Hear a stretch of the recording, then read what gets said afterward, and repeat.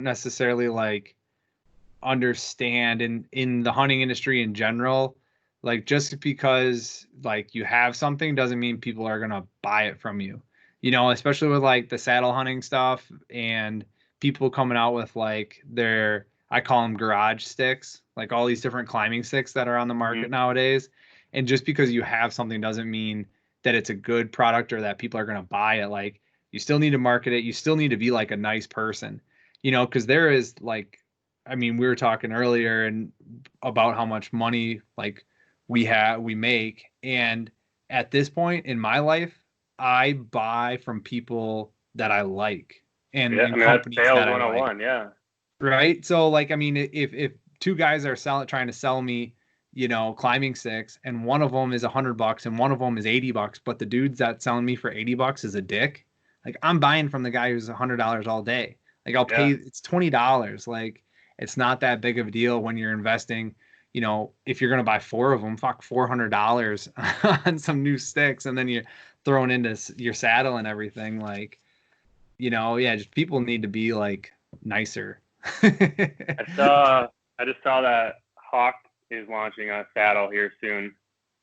Like It's like, the Hawk like, Helium company. yeah, they're calling it like the Hawk Helium hammock saddle or something like that. But Oh no for, shit. you get a saddle, tether, platform, everything for like 329.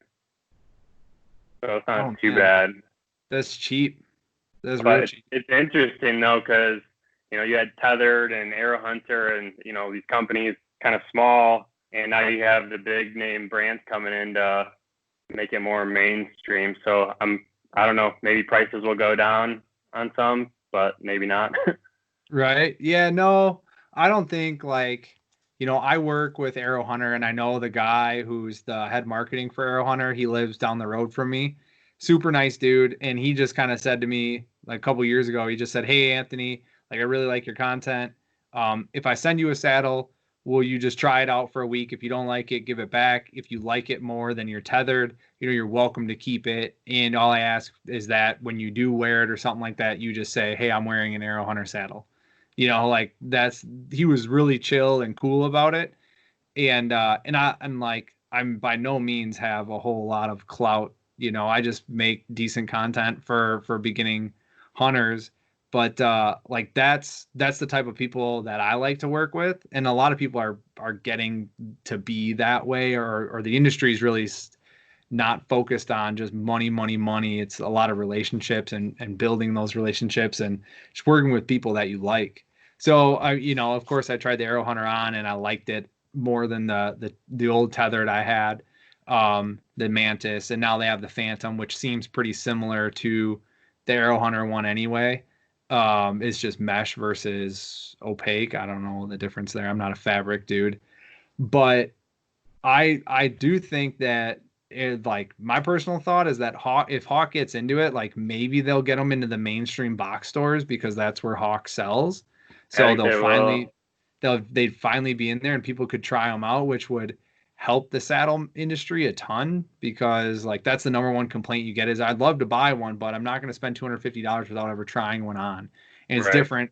It's different than like buying a tree stand because a tree stand's a tree stand. Like they all like they're the same comfort. And once you've sat in a $50 one, uh, a $200 lone wolf is fairly like similar in how you sit in it. Whereas a saddle is just a totally different thing.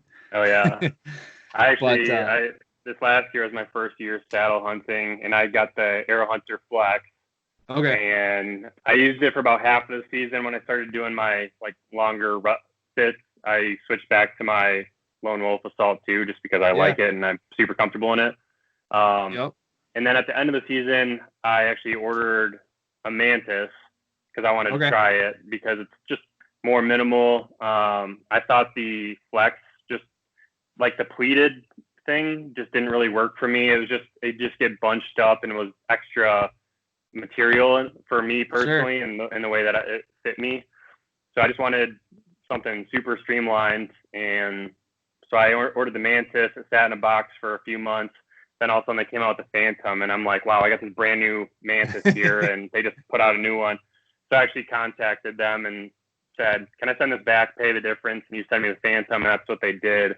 And then Nice. just yesterday, I tried it for the first time, and I think it fits me a lot better. Okay. My lifestyle and everything, and they have like little comfort channels, and I know people are like doing the DIY thing on those. It really does make a difference, though. So I like that feature. So we'll see. I'm gonna try to wear the saddle and do all my public stuff with the saddle this year. So we'll see.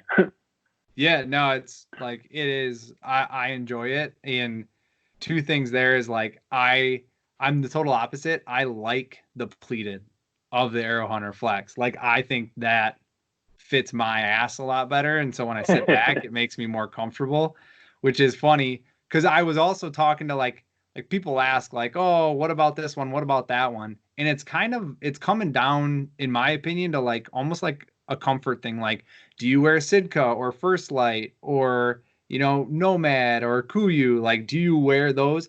It's really kind of like they're all good. I guess Nomad isn't necessarily in that category, but First Light, Sitka, and Kuiu are kind of like top end.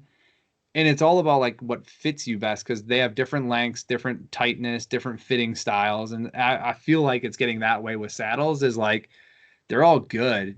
It's just what fits you best. And you're going to be able to, sit in one for up to 4, 5, 6 hours without having a lot of issues. It's what you were saying earlier is when you're after that 6 hour mark, 6, 7 hours, like then that's where I borderline like, all right, if I'm going to sit in all day, I'm probably going to just pack in the Lone Wolf and just hang out in the Lone Wolf all day because like it's just it is more comfortable.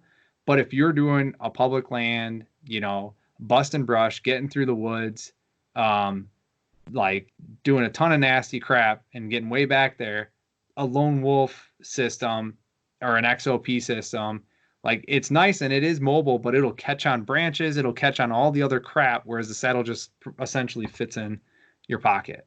Yeah, and it's just more metal to make noise and stuff. So yeah, there's exactly. definitely pros and cons to both, and they both get the job done. So whatever will work for you, I guess. But I like to have options, so I dabble in a little bit of everything just to have the most efficient setup possible. So me too. Yeah. No, and I didn't I bought my Lone Wolf system off Craigslist, man. I found a stand with sticks for I paid $180 for it. Wow. Like, yeah, it was in the spring, so the dude was trying to get rid of it and he wanted $250 for it. And I offered him 180 and he was just like, "Yeah, whatever. I'll take it." Like I was like, "Oh my God, when can you meet?"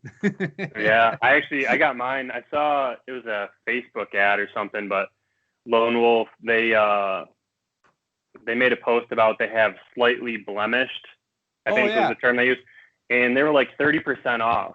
And the only difference is the powder coating isn't quite 100%, which I bought. The guy I talked to, I wanted the Assault 2. He said, if you're just going to buy one, buy the Alpha. You'll want it for the all-day fits. It's bigger, the Alpha 2 or whatever. So I bought that one, showed up. I couldn't tell any difference or where the coating was supposedly not 100%. But I liked it so much that before I even used it, I ordered the Assault 2 just because I wanted the smaller one too. And I love them. So now I have 2 Assault 2s and the Alpha 2. But I ordered them all slightly blemished, and they said that it's a pretty frequent thing. Like if you're in the market for a Lone Wolf tree stand, just to call them and ask, and they'll more than likely have slightly blemished, parts that they can assemble it, and you'll get it at a discount. Discounted rate. Good as new. You're going to cover all that stuff with stealth strips or hockey tape or whatever, anyways, or whatever you're going to do to silence it. So you're never going to see that. All right. Yeah. No, I definitely agree. But before we go any further, tell people who you are. My name is Aaron Olson. Born and raised in northern Michigan. Grew up kind of in that like northern Michigan deer camp stereotype, rifle hunting. I got into bow hunting. No one in my family was really into bow hunting. And I moved down to Ann Arbor, Michigan to play basketball in college at a D2 school where I played for 4 years and stuck around that area since, and have been hunting primarily public land for the last few seasons, and this year locked down a couple private spots. But I've been I got a YouTube channel, Next Step Outdoors, so check me out. Kind of similar content. Just stay away from that channel. I heard it's garbage. Well, that's funny because I was just about to say it's probably similar to the content you're posting. So if my content's garbage, yours is garbage too. So total. Just trying to. There's a saying that if you help enough people get what they want, you can have anything you want, or something like that. I'm paraphrasing, but my goal is to basically help other people learn how to hunt and be better at hunting, share my experiences, and hopefully eventually I'll turn it into some type of business, and by helping people, I'll be able to hunt more. No shit. Yeah. Win-win. No, that's cool. Yeah. And, welcome everybody to the Deer Vein podcast. We started I just hit the record button and we just started having a conversation anyway, but Aaron and I have been talking for a long time back and forth about, just random different things. And we're working on a collaboration video right now, and he's a great dude. So yeah, definitely go check out Next Step Outdoors if you get a chance. Instagram, Facebook, YouTube, subscribe to his channel. He's got some great content on there, and he's putting out like weekly videos now, just trying to grow that YouTube channel. So there'll always be something there. And I've watched a few of them, and they're definitely not just like pointless videos. There's always something you can pick out from them. And you can always learn something from them. There's always little nuggets you can find anywhere. So yeah, go check those out. There's our plug. Now we don't have to do it at the end. Perfect. Hey, so, get your Deer Vein merch here. Yeah, it's a sweet shirt you got there. For those of you listening, Aaron's got on a Deer Vein shirt, which I greatly appreciate. You support me on that. So, all right. So, deer hunting. All right. We're going to talk deer hunting. Like Aaron said earlier, he's mainly public land hunter, but he's finally got some private land locked down.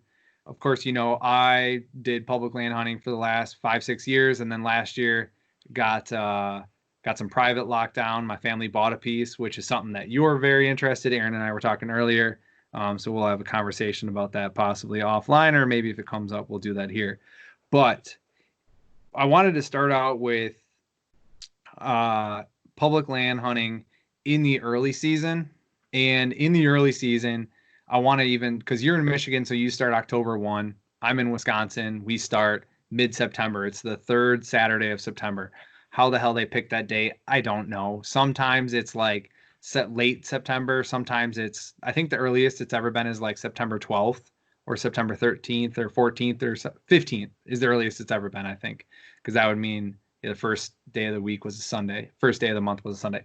Anyway, which has been cool sometimes, because sometimes you can still get deer on trail cam in velvet in that the 15th, 16th, by the 17th, 18th, they're pretty much shed. But every now and then you can catch them in velvet, which would be awesome to kill a velvet buck. But in the public land stuff, one thing I really want to cover is like summer prep. For the private land guys, it's like, oh, I need to do food plots. I need to do trimming. I need to cut all my trails out. I need to rehang all my stands. Public land guys don't have that, right? So what do you do? And I know what I do over the summer, but what do you do over the summer to help you kind of get ready for that early season? Yeah, absolutely. So I prefer not to be in the woods in the summer because it's super hot and bugs and muggy, and where the areas that I hunt a lot are swamps, and the bugs just get really bad. And ideally, in a perfect world, I would do all of my scouting in the winter, post season, where I can still see everything. It's before green up. I can see scrapes on the ground. I can see deer trails from the fall still. And then when I get to this time of year, I primarily am just running trail cameras. And I like that. But this year was a little bit different because I turkey hunted for like a month and a half unsuccessfully. So all this time where I would have been in the woods before green up, scouting and scouting and scouting, yeah, I was chasing turkeys and not killing anything. So all of a sudden it's June, and I went out this last weekend, and the grass is chest high. There's bugs everywhere, and it was really, really challenging to see anything. So I guess to answer your question more directly, I'm still going to continue to scout, and what I'm looking for in the areas, and in your area is probably somewhat similar. Do you have like swamps and marsh and stuff? Yep. So I like a lot of that because the bedding is somewhat predictable and the travel is somewhat predictable. And you can tell a lot just by looking at maps where they might be bedding. Can you elaborate on that a little bit? Yeah, absolutely. So I really like focusing on like cattail marshes or phragmites or phragmites or however you say it. Yeah. I like the marsh, and the reason why is, like I said, everything's super predictable. If it's wet, there's cattails everywhere, and you see a lone tree out in the woods or out in the middle of the marsh. That tree has to have enough solid ground for the roots to grow and for this tree to be standing. So you can tell right away that the ground's a little bit higher there, and I would bet money that there's probably deer bedding underneath that tree and its shade too. So you can basically just look at an aerial photo or a map, satellite image, whatever, I use Onyx Hunt, but you can pick out specific little trees in the marsh. And a lot of times I'll use Google Earth because I think the picture quality is a little bit better in certain areas, but you can actually see trails from these trees to the mainland or to the crop fields or to different bedding areas. So early season strategy for me would be to set up as close as I can to those buck beds without blowing them out of there. So in the summer, I'm focusing on scouting, trying to find these bedding areas and finding the trails that they're leaving their beds or coming and going to these beds from the mainland and the marsh or the swamps. Sure. Yeah, no, and that's like, the hunting beast, right? So that's like his same style of hunting, which I also like a lot because, if you look at like a property that's just like a big woods, like that is from an aerial perspective, that's the hardest like piece to hunt. It's just flat land and woods. That is so hard because there's no transition lines, there's no vegetation changes or biosphere changes. It's just woods. So like if you learn and hunt that property over and over and over and over again, you're going to have a major advantage to anybody else coming in, but it's also going to take you years to learn it. Whereas, cattail marshes, they can't bed in the water. Like they're not going to. So it pushes them, just like you're saying, into these islands of oak or these pieces of high ground on the edges. But they also like having those cattails because they'll run through them, and their predators, i.e. us, coyotes, won't. Like they usually won't, and they can just scoot right on out there into the marsh and disappear, and they'll just swim away. Like they can do that too. Oh yeah. So seen it before. So yeah, I would definitely agree. The summer scouting or the bedding areas on those oak islands or just those high ground islands are very advantageous and a great way to eliminate a lot. On the negative side, like you said earlier, you're going to be fighting mosquitoes all day in early season. Like it sucks. And it sucks walking through all that crap. Especially if you're going to actually go through the swamp, and you want to wear waders or you just want to get wet or you want to, maybe you can put a kayak in or a canoe in, whatever it is. But, it does kind of suck getting there early season. So, but like you said, catching those travel routes coming in and out and figuring those out can be very advantageous, and it can be easy to do from an app like Onyx. And I run Onyx too, and I mark Onyx up a ton. I personally use colored waypoints, so I'll color them differently for different times of the season. So like if I'm looking at Onyx, I'll like if it's early season, all my early season pins are yellow. So I can easily, like, Onyx really needs to come out with the filter feature, and I've recommended that a few times. So I hope they do in the near future. Filter by color? Filter by any custom settings that you want. I mean, like you could filter it by tree stand or filter it by scrape or filter it by color or by waypoint or time they were placed, I know they do have some of that now. So I know you can do it by date. You can do certain features. So maybe look into that. I don't know about the color. Did that just come out? I think they made some recent updates. Yeah. Okay, because I got an update the other day and I denied it because I needed to use the app right away. but I'll have to look into that because yeah, filters would be phenomenal. But anyway, I color code mine. Like the rut is blue, early season's yellow, late season's purple. So I just kind of do that so it's easier for me to view and conceptualize quickly. But where was I going with that? But yeah, using OnX to see those areas are definitely very advantageous. And then as far as summer scouting goes, I'm kind of in the same boat as you. I shit the bed turkey hunting this year and I put a lot of time into it. I did do I scouted the piece of private that I'm hunting because it's pretty much brand new to me. This is my first winter ever on it, and I scouted it from January to late January to mid March, and then I started really kind of just focusing on turkeys. And I got a 1-year-old, so it's hard to. It made it very difficult to get out in the woods for long periods of time. I was getting 4 or 5 hours in the woods at a crack, which you can get a lot done, but it kind of sucks when you're driving 3 hours round trip to, go in there for 4 hours and drive back so that you're home to help feed the kid and take care of them and all that stuff. And I feel bad for my wife, and she's a saint for watching him all the time when I just go bomb around the woods.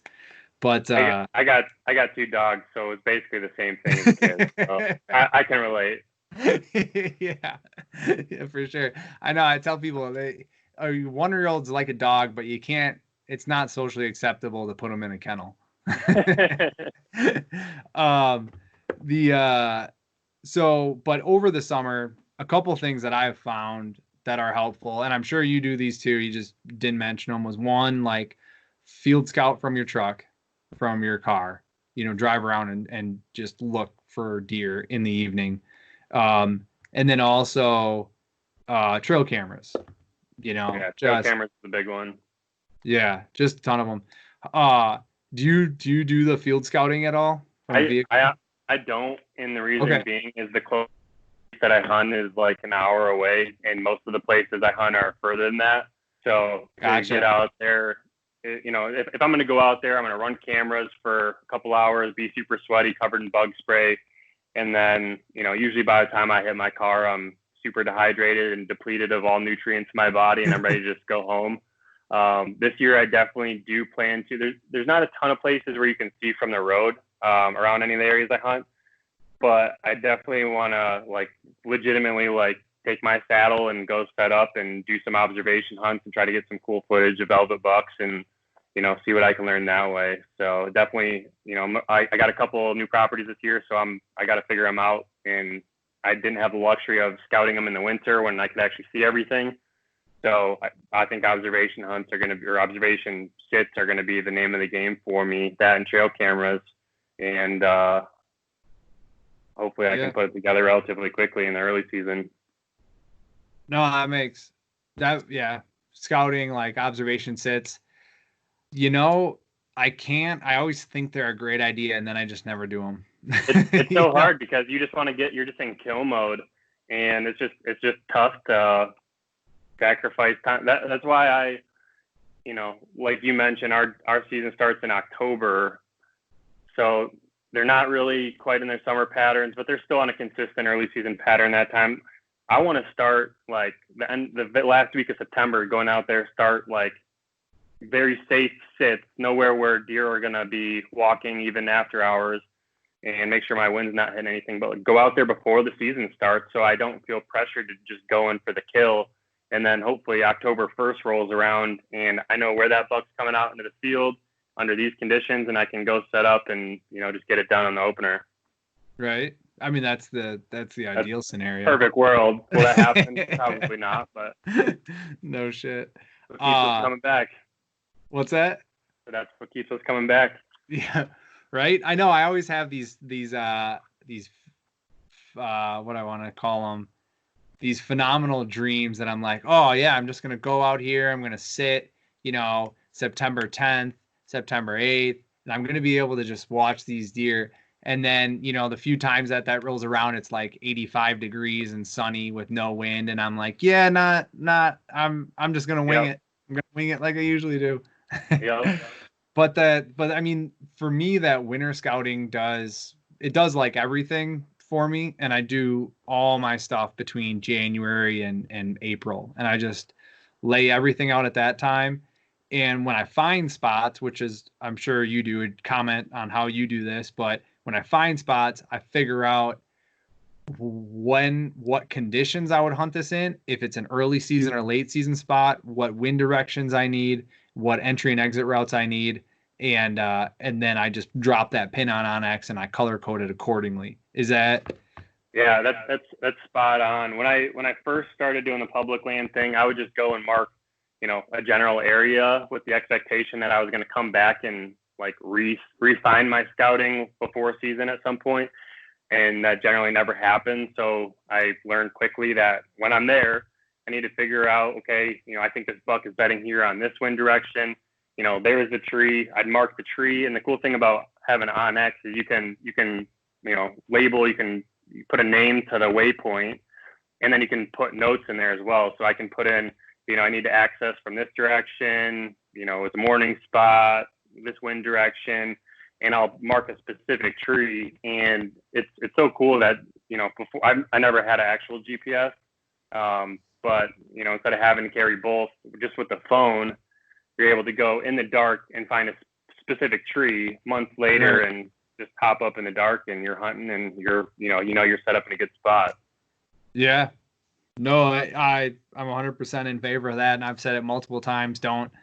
I used to do the same thing. Don't mark an area, mark a tree, pick a very specific tree. And one of the other things, like, I know this would just eat away at the server data for Onyx, but being able to take a picture and then save it to that waypoint. You can do that now. You can? Oh, that must be in that update that just came through. Because what I used to do is I would mark it on Onyx, and then I would I take an iPhone video of the area, so like I can visualize it. And there's actually a feature in your iPhone that's like geotagged, so like you can see like the coordinates. Like if you scroll in on your little map in your photo section, you can see like where that picture was taken. Mm-hmm. So if you're sending trail cam pictures or buck pictures to somebody, make sure you don't have your geo tracker turned on because they'll be able to save that picture and zoom in and see exactly where you are. But I used to do that as a different way to kind of see things. But yeah, now you can do it all right in the app, which is awesome. I haven't done it yet, but yeah, you can take a picture of your tree or take a picture of the area, whatever you want to do.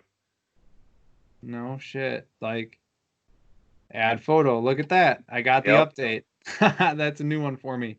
And you can probably sort by color now too. I'm doing a terrible job here at running Onyx and learning all of its new intricacies. But anyway, so one of the things you mentioned previously was if you think a buck's bedding in this area, I want to set up here. How do you even get to the point where you think a buck is bedding in a specific area? So going back to my preferred areas to target, which is the marsh and swamp, which in my experience, if you don't know anything about buck bedding, I don't claim to be an expert and don't want to go down that rabbit hole of explaining like where they bed in all cases. But in a marsh, they're out there on that little island, a little high spot, whatever. And generally, it's not nearly as wind dependent as if it was hill country or farm country or something like that. So they're going to be bedding there more than likely, regardless of wind direction. And I don't know that there's any like definite, it's only a buck bed. I think does and stuff will use the same beds. But, if you find a bedding area that's just tore up with big rubs, probably a good chance there's a nice buck in there, at least, often. So I mark those spots, and then I like the marsh bedding because, like I said, they're not super wind dependent. So whereas hill bedding, you have to be really careful, or farm bedding, you have to be really careful and kind of hunt a just off wind where your wind is, the wind is almost in the deer's favor, but just enough off where your wind's not hitting them.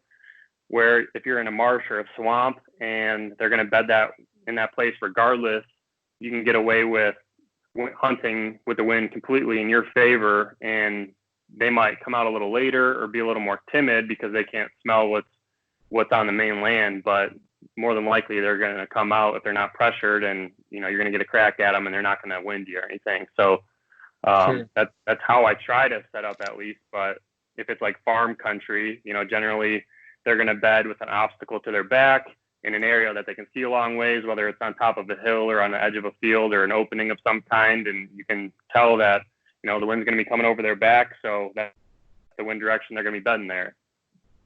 Yeah. Okay. No, that makes a lot of sense to me. It's pretty much exactly how I kind of think of it as well, because in the wind dependency thing, a lot of it is just because there's fewer bedding areas in a swamp than there is in like a hill country, because they can bed anywhere in a hill country, and in a swamp it's just like these specific areas because these are the only high ground areas. One of the things, so I'll add two things to that. The first one is that to find those bedding areas, snow. Like if you're in an area that gets snow, like go look when you have snow on the ground, because it's blatantly obvious where beds are in the snow. Like it's very, very clear. And same with like rubs, because when you find that bed, just look at it, and if it's anything of size, if it's like 3-4 feet in diameter or length, like look around, and if you see rubs, then there's generally going to be an area where bucks will bed. And I like in my experience, like I'm in the same boat as you. I don't think like all buck beds in this bed all the time. It's whatever buck gets there first, and then if a bigger one comes in, like he'll push them out, but because he wants that spot, and then they'll just go bed somewhere else, close by, but somewhere else. But in general, like any deer will bed there at any time because it's a safe spot. So if the big dog isn't there, then the younger boys will be there, or even maybe an old mature feisty doe will take that spot and be like, I'm gonna sit here, like get out of here. What's cool about that is, if you find a bedding area that you have a big mature buck bedding, there's he obviously made it to whatever age he's at bedding in that area because it's that secure and that safe. It's a good spot. So if that buck gets killed, more than likely another buck's going to be right in there, a nice buck. So it's cool. It's like bass, you find a good structure, and you catch one bass out of there, but you come back the next time, there'll be one reloaded right in the same spot. Yep. No, and that is something that was a theme of podcasts earlier, like during season last year. I was talking with all these different people, and they like the standard theme was a killing tree.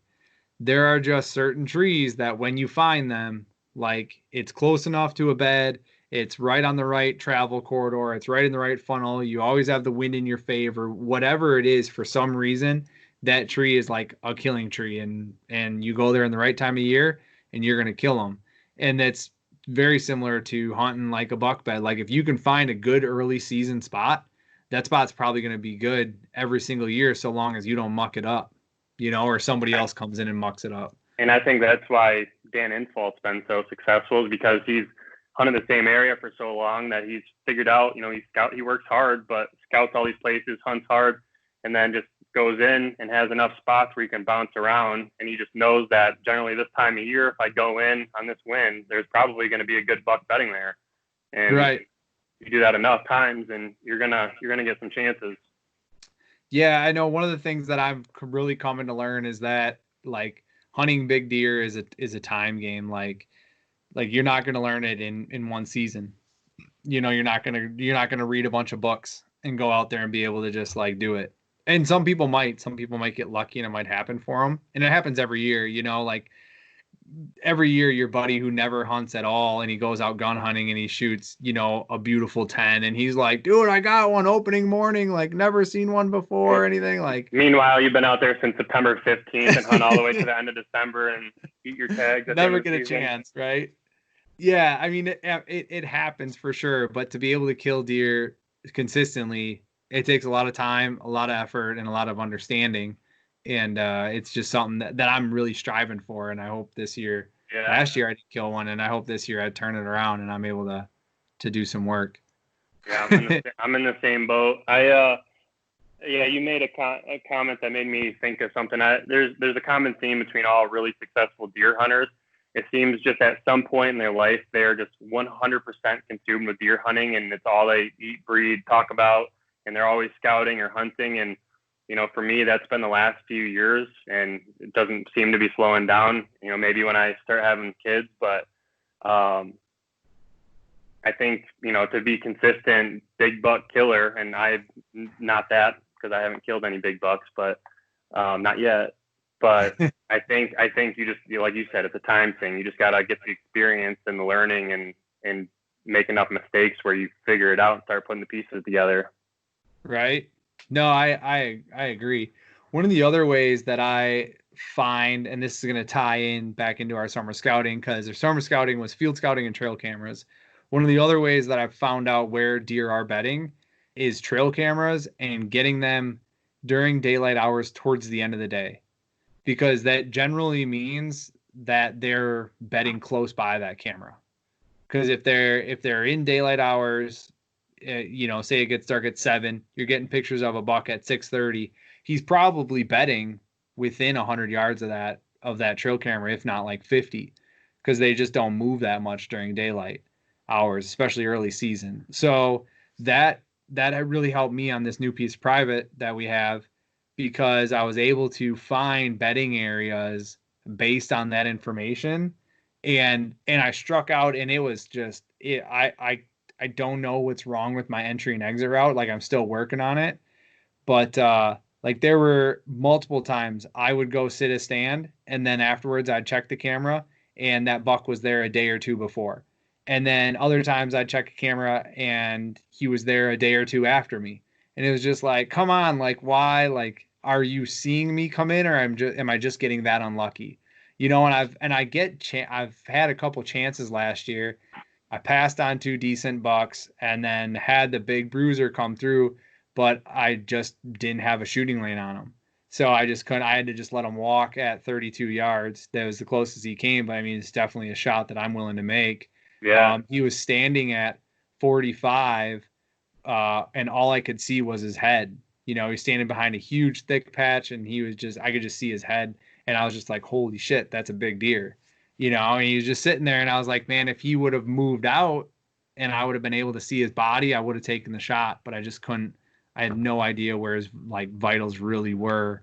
So maybe this summer you should work on trimming some shooting lanes. Yeah, right. No shit. I know. I have I'm going to start a video series segment. Actually, it's a great transition. Let me plug myself. I'm starting a video series I have 14 stands that are going to go onto that property. And my video series is going to be how I came to decide where to put all those 14. So it'll just be one stand at a time. It'll be, a minute, 2 minutes long per stand, but it'll just kind of run through how I thought about it and what information I use to get there. And it's really just, what entry and exit routes you can have, what wind direction you can have, where you think they're coming from, where you think they're going to. It's pretty basic information, but it's laying it out all out strategically, and then time of year and coordination and all that stuff. But what I wanted to get into was trail cameras. Do you run trail cameras on public? Yeah, I run a ton. This year, so I'm kind of in an interesting place where the last 2 seasons I've hunted probably 90% public land, but ran a ton of cameras, and all year long. Like, I normally have cameras out right now. This last year, I pulled all my cameras at the end of the season, and then I got access to a piece in Ohio, a private piece in Ohio, and then one in Southern Michigan to go along with the other piece that I got permission on in Southern Michigan. So I got some options now. So I'm trying to kind of figure out that balance between how much time and effort. Public land takes a lot of time. It's not close to my house by any means. It's not convenient for me. But I have put a ton of work in, and I feel like I have a pretty good shot early season, and there's some nice bucks running around. But at the same time, I got this private land that's brand new to me. I'm super excited to figure it out and, to not have anybody else out there. So I'm still kind of like, this is all new as of this weekend that I just got access to the most recent one. So I haven't even been there. I'm going there this weekend to check it out. But how'd you get access? I leased it off Base Camp Leasing. Sure. and most of the lease networks are super expensive, and it'll be like $5,000 for 100-acre property with like 2 acres of woods. It's ridiculous. Yeah. And I just was like really, really patient and watched it and watched it and watched it and watched it. And, good county came up for about $1,000 for 115 acres, and it has like 30 acres of woods, and it's got a river bottom running through it, river running through it.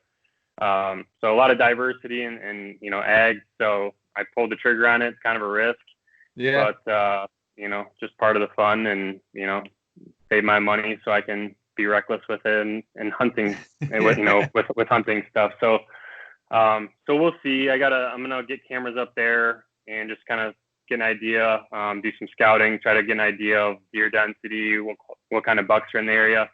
But either way, I'm going to get cameras out on public too soon. And what, I guess, kind of bringing everything back full circle, going back to some of that marsh bedding and how I plan to attack those, is I'm basically just going to set up trail cameras on, the main entry and exit trails out of those bedding areas onto the mainland. So that way I can see what bucks are coming and going. The thing that's challenging with Michigan, and you're kind of like right in that middle ground as far as timing, is when your season opens. But from September 1 to October 1, the deer are doing completely different things. And usually right around the beginning of September, the bachelor groups break up a little bit. Their ranges change. They kind of distribute into different areas and spread out a little bit. So the summer trail cameras are nice. It's a good idea to get, good way to get inventory. But I basically use that summer data in 2 ways. One, if you have bucks, on a consistent pattern in the summer, you're getting them in that area, and then you're getting them in like mid-September, you're in the game, because more than likely that's going to be their home range for the beginning of fall. And, you probably have months of data collected of where they like to bed, how, what wind directions they're there. So you should have a pretty good chance of killing that buck. What I normally experience is, you get a bunch of summer pictures of these deer, and then beginning of September happens, and then they're showing up on a camera a half mile away. And, all the data that you have is kind of obsolete, but you can apply it in 2 different ways. One, and I haven't paid enough attention to this to confirm this, but one of my good friends, he has this idea that, if you're getting summer, basically a buck is going to revisit his summer range in the rut. So it's going to be a part of the area that he's like checking for hot does and stuff. So if you got a good buck all summer long, but then he disappears off your property, or, you lose track of him, more than likely at some time in November, he's going to be cruising through there looking for does. So you can use that data that way. Or you could just use the data as more general and saying that, okay, a nice buck was bedding here all summer. He moved on, but hopefully another nice buck takes that area over, and, that'll be his fall range, and you can hunt it the same. I don't know. I'm kind of thinking on the fly here. Yeah, no. I posted a comment on like Exodus trail cameras, said, how much value do you place in summer trail cameras? And it's kind of like, for me, because we do start in September, like I think there's a huge difference in September 15th to October 1st, in what deer are doing. Based on my cameras, it's been pretty evident that they do change their patterns within that time frame. So, and I think it has something to do with pressure, something to do with when their velvet drops, something to do with just, food source changes are a big one, because they'll be eating on soybeans all summer until, September 15th or whenever they start turning yellow. Yep. And then they're totally changing their food source. So I think that is a real big one. But there's a lot of different reasons why they would change. But my thing is, I feel within the first week of season, you can really do some damage if you have very consistent patterns laid out. That, like, after that first week, I think it's regardless of the state. I really do think it has deer definitely understand once people are hitting the woods, especially on public, because I I just have to imagine that people in Illinois starts October 1st too, and Michigan, like you're still able to catch something on a summer pattern for the first few days of season, Yep. and then it kind of shuts off. And I feel like it's the same way in Wisconsin, even though we start 2 weeks, 3 weeks sooner, it really only lasts for a week and then it's different. And I don't know why, but I have to imagine that it's the pressure. The hunting pressure and deer just being like, oh crap, I smell, hunters in the woods now. And I just gotta, I gotta figure out what I want to do now. I gotta go back to what I did last year that kept me safe, you know. So that's my theory on that. And then from there, it's totally going into you just gotta kind of wing it and get lucky for the next couple weeks until pre-rut hits, and then they start like smashing scrapes, and then I go into scrapes. So and then I go into travel. So my general theory is like food sources and like bedding areas in the beginning of the year, and then scrapes and rubs and bedding areas like mid-October to late October, and then I flip over to travel corridors during the rut, and I just hope to catch them in a pinch point, and then I flip back after the rut to food sources, and just trying to. That's those are the kind of like the four high overview ways I break down a season, um, and that's just my strategy and how I do things. But I do run a ton of trail cameras, and I still run them on public land. I'm not a ton. I shouldn't say that. I have 9, so it's not like I'm running a good amount. A whole slew. Yeah. So right now I have 6 of them out on public by my house. In my situation is totally different. The public from my house, the closest parking lot is about 3 minutes. The furthest parking lot is about 25. So like I can just bop out there and scoot out there really quickly if I want to. So I do have them out over the summer, and I like to put them out over the summer because like you said, you can do an inventory, but my big thing is there's no one else out there right now. So you get to catch a lot of deer that are unpressured and don't really worry about human activity, and they'll kind of move accordingly. They'll move better during daylight hours. You get better photos of them. And then also you have much less risk of your cameras getting stolen or messed with. So that's my big reason for running them over the summer. Knock on wood, I haven't had, and I'll run cameras, right on the edge of a field that gets a ton of traffic, like people traffic. And knock on wood, I had one camera stolen 2 years ago and one stolen last year. The one 2 years ago was the only camera that I had at ground level. I Python lock them, and I usually hang them I use one climbing stick and hang them 8 or 10 feet up. And I think that helps people from, they don't see it as easy. They can't steal it as easy, obviously. And I also think like the deer don't see it as quite as easy. Yeah. But so the only one I had stolen was the only one I had at ground level 2 years ago. It was locked. They cut the lock. And then last year, I was super excited. I had this one soaking over the travel corridor with a big apple tree and was on a scrape. And I left it from like the week before season, and I came back after season. So like months of data, a whole season's worth of data. I get out there. Somebody shot my camera. They shot the lock.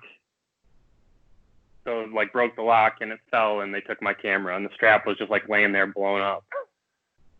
No shit. That's the most redneck thing that I've experienced. Oh man. Recently. So yeah, honest, like to make you feel a little bit better, you're not the first person I've heard that story from. Because I pull all my cameras off of public before gun season. I try to normally, yeah. Yeah, and that's like because I had a person tell me that before too, and it's just like I like to believe, and I'm not. I know this isn't 100% true, but I like to believe that bow hunters are a little bit more respectful of everything than gun hunters. Shoot them out of the trees for sure.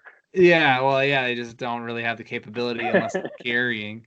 But yeah, no, I like to believe, and I've had bow hunters steal my shit before too. So it's like there's always bad eggs out there. But I feel like gun hunters just bring that many more opportunities for bad eggs. So I always pull all my gear, and it's actually not like, say, gun season starts November 15th, I'll pull all my cameras on November 7th or November 6th, because the Saturday before gun season opens are when all them people hit the woods and they're like, shit, I got to figure out a spot for next Yep. weekend, you know? And so then they'll all go out there, and I've had multiple, like I'll Python lock them, but I won't always lock the door, and I get my cards stolen fairly regularly around that time frame. That's Like if my I don't biggest get pet out there in peeve. time. That's my biggest pet peeve is the cameras that aren't designed for the door to lock. With the Like, Python. Yeah. yeah, yeah. It's like it's one thing to I want the camera and the door locked at the same time. That's why for my public lane cameras, I normally just run like the Moultrie A series, are just like they're idiot proof, super dependable cameras. They'll probably last 2 years on one set of lithium batteries. I never leave them that long, but way longer than Yeah. a year. But yeah, they lock the camera and the door locks with the Python lock, which is super nice because otherwise, yeah, people are gonna steal your card. Right. Yeah, I know. Or you got to get a separate set of locks. Yep. You got to get a Python lock and then your regular key lock. But yeah, I do that same thing. I'll hang my cameras high, but I really like to run them over the summer, and I'll run them. The mosquitoes and in a swamp environment, it keeps a lot of people away early season anyway. So I always figure, I'm probably one of the crazier people out there and diehard bow hunter. So if I don't want to be out there, that's going to keep most people out of there. You know what I mean? Yeah. No, really, I see traffic pick up a lot Halloween weekend. Like that Mm-hmm. seems to be a big trigger for a lot of bow hunters. And like yeah, I mean, because I like when I drive to my spots, like the furthest lot is 25 minutes. So if I go there, I drive past about 6 or 7 other lots, and I can check them all and see who's where and stuff like that. And I've met a bunch of guys and I know their trucks now. And in a bunch of them, um, like they will also, I've asked them the same thing. Like, do you see more pressure as it gets closer to Halloween? And they're like, yeah, it seems like everybody and their brother starts bow hunting on Halloween, but early October, mid-October, no one's out here October 15th. It's just me, you Oh, know. that sounds nice. I shot a buck. I think it was the first weekend in October. It's October 5th on public land. And the reason why I ended up where I was is because, I had a plan A. I went out there at like noon on Saturday. There was 5 trucks in the parking lot. I go to plan B, a bunch of trucks in that parking lot. I go to plan C, and then I eventually just got to a parking lot, a little pull off. I didn't have anybody. So I pulled over. I'm like, okay, it's public land. Did a little cyber scouting, picked a spot where I wanted to get to, and scouted my way in and shot a buck. Right? So, And that's probably, you probably shot it because no one else was hunting there and there was no yep. pressure there. Right? I mean, that's a big thing is like it's not always the best spots that wins. It could be just the spot that has the least amount of pressure. That's something that people always need to keep in mind, because I've found spots like that too. It's like, why are the deer here? There's no food source. It's not really that great of a bedding area. I guess they have escape routes. And then I think about it and it's like, this is the furthest from any of the trails that are cut by the DNR or off the main path or whatever. Like this is like a hard spot to get to. So deer are just here because it's no pressure and they're not bothered. One of the other things that I want to point out with summer scouting and my summer scouting specifically is I really like to target, because of the hot temperatures and because of the mosquitoes. I really like to target spots that are close to the parking lot. It does sound nice. Yeah, and because I mean there is no pressure, so it's not like you need to move a mile in right off the bat anyway, because like I said, there's no pressure. Plus the shorter walk, less sweat, less scent, less just frustration, and then less mosquitoes. And I use a thermocell, all day, every day, but it still doesn't keep everything off you, especially when you're walking in and walking through crap. But yeah, that is one of my go-to strategies is I drop my cameras on spots close to parking lots that I think will be good. And I've been able to find a few. It's taken, every year I'll probably try to find like whatever 6 to 8, and I'll eliminate 7 of them, and a one will be good. But over the last, 5, 6, 7 years of hunting this, I've been able to find these 7, 8 spots that are good early season that I don't have to walk very far, and I can just kind of sneak in there and pop up. That's my kind of spot. We went. Me and my buddy drove out to Missouri and hunted, and he was packing like a mile and a half in, and I'm like, just drop me off right here. Walk in 50 yards and hop in a tree. Yeah, right. I know. Yeah, you can find those spots, and they're actually good. Like those are premium. In 1 year, man, he was killed. He was killed later that year. He in late July, he was 12 points, and he was a tank, and he was 30 yards off the road and less than 100 yards from the parking lot in a bean field on public land. And I was like, what the hell is this? So I dropped 3 cameras looking for him, never got a picture of him, and he was killed like a quarter mile away on private, during gun season. And he was killed, actually, I scratched that. He was killed on public by a guy hunting out of a box blind on private. So I was just like overlooking the public, right? Someone bumped him on the public. He ran through a gap in the tree line, and this dude shot him. After I talked to him, it seems to be a consistent. He's like, yeah, I kill a good buck out of this blind once every few years, and I'm like, from people bumping deer to him. Yeah, from people on the public bumping deer, because there's only one way this piece works from west to east, and you can only park on the west. So if you're coming in, you have to go from west to east, and then he has a box blind and kind of like the 2/3 of the way on the east in a big gap between oak islands. There are these big oak islands, and he's got a nice box blind that covers them. So the deer will run, they'll cross one oak island, they'll be going to the next one to think for safety, and he'll just catch them right there. But it's a nice setup for him. I congratulate him. I'm like, yeah, man, that's a good setup. Like, I'll just have to I'll have to try to kill him before he gets to you.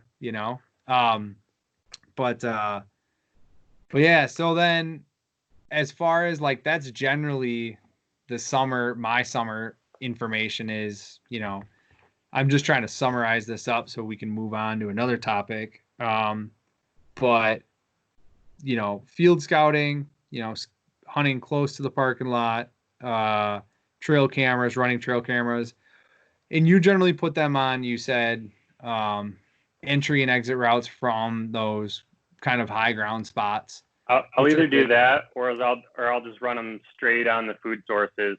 In a perfect world, I'll have all my scouting done right after the season, before, during the winter. So I'll have all my scouting done. I'll know where the bedding areas are.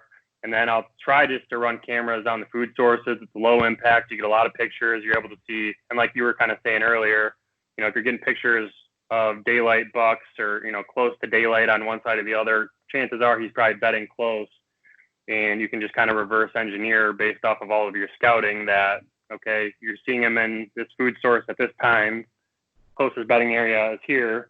So you can kind of just work that way. So I'm either monitoring the trails going to the bedding, or just on the food sources, and depending on my off-season scouting to be able to figure out where he's at. Sure. That makes sense. What about food sources? What kind of food sources have you found to be like effective during the early season? Beans. Beans. Okay. Bean fields are awesome. Obviously, the deer crushing them until they start turning.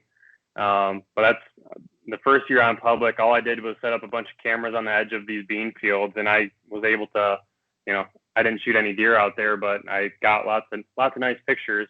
Can't even pictures though. But I was able to inventory, a lot of bucks, and based off of the scouting that I had done the off season previous to that, I was able to, try to kill them, and I got a couple encounters with some nice bucks, but and then throughout the season I'll basically run cameras on the food sources, and then as the season goes on, like you were saying, kind of shift to scrapes. So I'll start hitting the scrapes off of the fields, kind of into the woods, kind of back my way into the woods, trying to get closer to where they're bedding and try to figure them out that way. Sure. So what outside of beans, do you target anything else like apple trees or acorns or anything like that? Yeah, totally. There's a lot of areas that I hunt are like a peninsula that have oak trees on them that is like jutting out into a marsh or a swamp of some kind. So it's the first like real solid ground that these deer who are bedding out in the little marsh islands and stuff, first area that they're going to come onto. And if it's a good acorn year, you can have a ton of success hunting that way, or just running your cameras and getting good pictures. And you can tell, a lot of times if they're in daylight or close to it, they're bedding, in the marsh right there. So Yeah, I do that a lot. I run them on little oak points. I haven't had an opportunity to really run them on apple trees too much, except for the one that I had last year that I never checked because it got stolen. sure. But yeah, absolutely, apples would be killer. Or a lot of times you can find like a good like a I don't know what you'd call them, a primary scrape maybe. Like Sure. basically, they don't always work the scrape in the summer, but they'll hit that licking branch all year long. Yeah. Uh, so I'll try to find some old, if you find an old scrape, more than likely those deer are still hitting the licking branch, even if they're not working the scrape. That's a great way to get pictures that way too. Sure. No, that makes sense. And that's something I haven't done a lot of. I'll But show it's you a something I'm picture. going to. Here's from yesterday on a scrape that I found, and I don't know if you'll be able to see that, but Yeah. he's got like, I don't know if he's got a brow tine and then a split off of that, or maybe it's a second main beam. I can't tell, but he's gonna be a tank. Yeah, it kind of looks like So a tree branch coming out of his head. yeah, yeah, that's Yeah. exactly that's what I'm after right there. So, Oh, that thing's but yeah, sweet. that was an old scrape that I found. I mean, I kind of kicked the scrape, I kicked it up and pistoned it, but they're just hitting the licking branch. So Yeah. No, yeah, that's sweet. And that is a good thing, that tip that I've learned just from watching. I don't know if you know Whitetail Habitat Solutions, Jeff yeah, Sturgis, if you watch any of his yeah, stuff. Yeah, he does a lot of stuff, and his mock scrapes are one of his favorite things, and running cameras on scrapes year round is one of his favorite things to do, and he says it works phenomenally well. And they, like you said, they don't hit the scrape. They'll just go lick that branch, just let all the other deer know that they're in the area and just move on, but it still gives you great inventory of what's actually out there and what's moving around. Um, so the last thing that I wanted to talk about, we're just over an hour here, and I know people are getting bored of listening to us. But you got you these think new people are pieces. still listening right now? I don't know. Some people make it all the way to the end.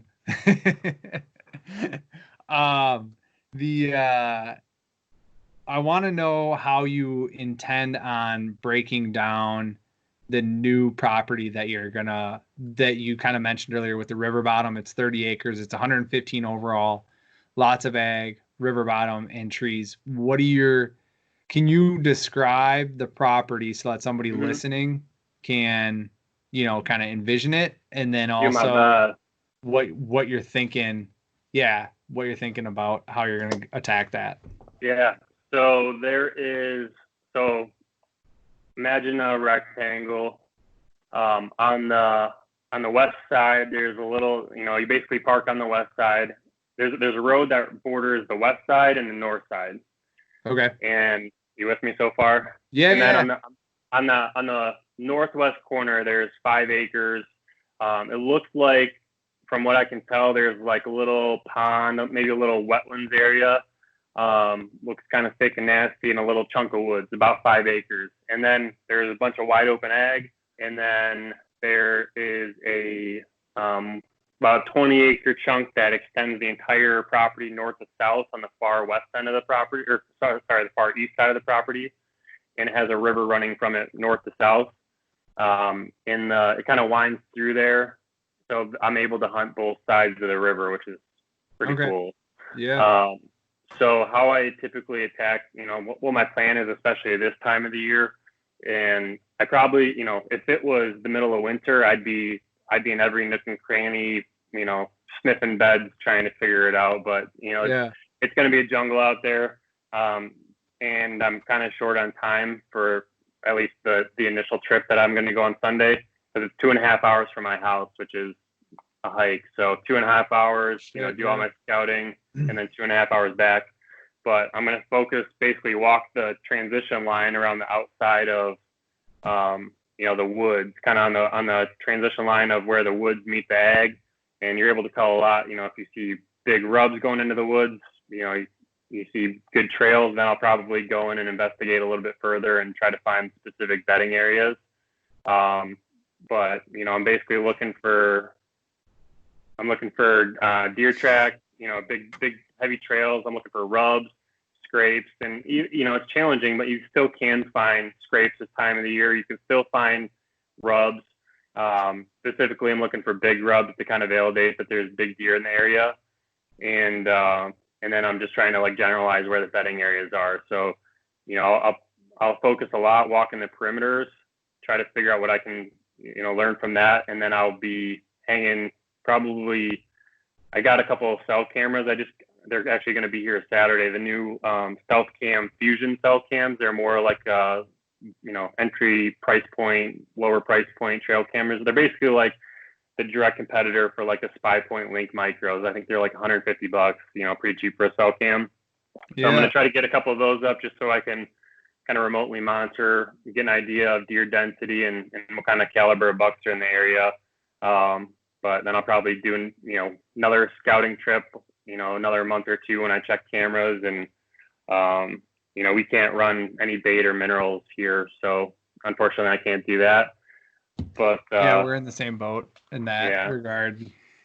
And the early season, though, I'm just planning on, observation sit and then going for the kill. And hopefully between my camera intel by then and what I'm able to observe, I'm able to get on something early and get it done. Yeah. So, my thought, like I'm in that same boat. Like if it were a winter, you're being every nook and cranny. I do like the idea of trying to find those scrapes because I had last summer. So we bought our property in August. Season started in September. So first time I walked the property was August 23rd. And I found one scrape that was pretty big. And so I dropped a camera on it. And the two biggest bucks on the property seemed to own that scrape. I couldn't tell you why, but I barely either got those two big bucks, which were like 140-inch 8-point, and the non-typical, who he'd probably be in like the 160 range or something like that. So it was those two were hitting it, and then none of the mid-range class bucks, none of the 100s to 130s or anything like that, and then just like little forks. So it was really interesting in that regard, because no one else touched it but those types of deer. And but they were hitting it 2 days after I dropped the camera, in late August, early September, and they were hitting it consistently. Every 3 to 4 days they'd be in there hitting it, and they were hitting it at consistent times too. The 8-point was always in the evening within an hour of dark whenever he hit it, and the non-typical was always between 1 and 3 a.m. And it was super interesting just to kind of figure that out and see that. But I didn't think a scrape was going to be that productive in the early season, and it was. So finding scrapes out there, I'm sure, will be very advantageous for you.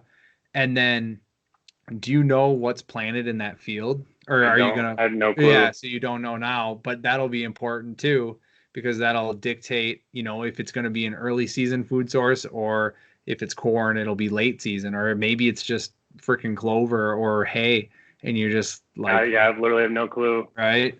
Yeah. So maybe that little northwest like cubby will be a nice little honey hole that, maybe deer has this been leased out previously? I honestly have no clue. I'm guessing so.